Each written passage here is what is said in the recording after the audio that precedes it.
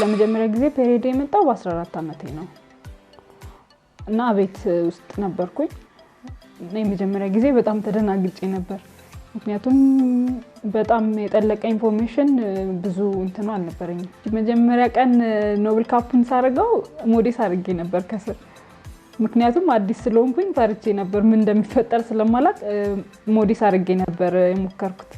ከዛ ውጤቱን ለማየት ጓጉቼ ነበር እና ሳየው ምንም ነገር እንደሌለው ሳቅ እና ምንም አይነት ችግር እንደማያመጣ ሳቅ ኖብል ካፑን መጠቀም ጀመርኩ በዛው ቀጠልኩ ማለት ነው 2 ቀን 3 ቀን ሳረጋው ሞር ኮምፈርት እንዳለው ገባኝና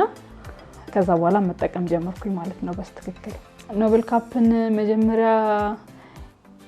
ያረኩት ቀን ለአጠቃቀሙም አዲስ ስለነበርኩኝ ትንሽ ከብዶኝ ነበር ማለት አገባቡ ምናምን ትንሽ አስቸግሮኝ ነበር ከዛ ካስገባውት በኋላም ፈርቼ ነበር በጣም ምክንያቱም ውስጥ የሚቀርም መስሎኝ ነበር የሚወጣም አልመሰለኝም ነበር አወጣጡንም አገባቡንም በደንብ እስካቆ ድረስ ትንሽ አስቸግሮኝ ነበር ኖብል ካፕ በቀን ውስጥ 7 ሰዓት 8 ሰዓት ማረግበት ጊዜ አለ የመጀመሪያው 2 ቀን 3 ቀናቶች ውስጥ 7 ሰዓት 8 ሰዓት ጧት አድርጌው ምሳ ሰዓት 6 ሰዓት አካባቢ ቀይሯለሁ ከዛ በኋላ ግን ሁለተኛ ሶስተኛ አራተኛ ቀን ላይ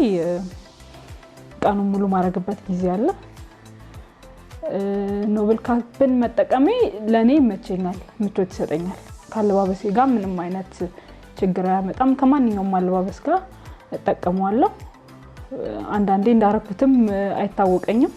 እና በጣም ምቾት ይሰማኛል ኖብል ካፕን ከሞዴስ ጋር ሳነጻጽረው ሞዴስ ሳረግ ኮምፈርት አይሰማኝም ማለት ብዙ ነፃነት አይሰማኝም ወይ በጣም ብዙ የፈሰሰ ይመስለኛል ወይ የነካብኝ ምናምን ይመስለኛል እና አንዳንዴ ቶሎ ማይበት ጊዜም አለ ኖብል ካፕ ሳረግ ግን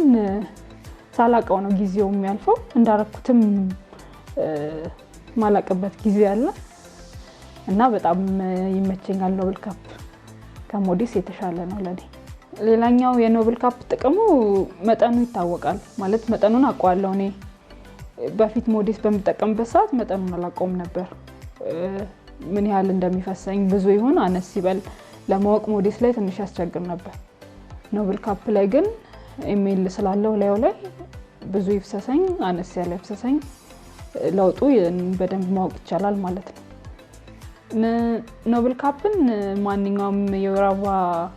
ማየት የጀመረ ሴት ብትጠቀመው መከራለሁ ምክንያቱም ለማንኛውም እንቅስቃሴ ለማንኛውም የሥራ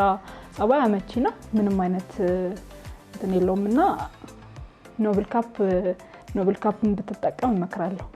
ምናልባት መጀመሪያ ላይ ስላልተለመደ አስቸጋሪ ሊሆን ይችላል ከዛ በኋላ ግን ከለመደችው በኋላ ሞር ጥሩ እንደሆነ ተቀብለው ብትጠቀመው አሪፍ ነው መከራታለሁ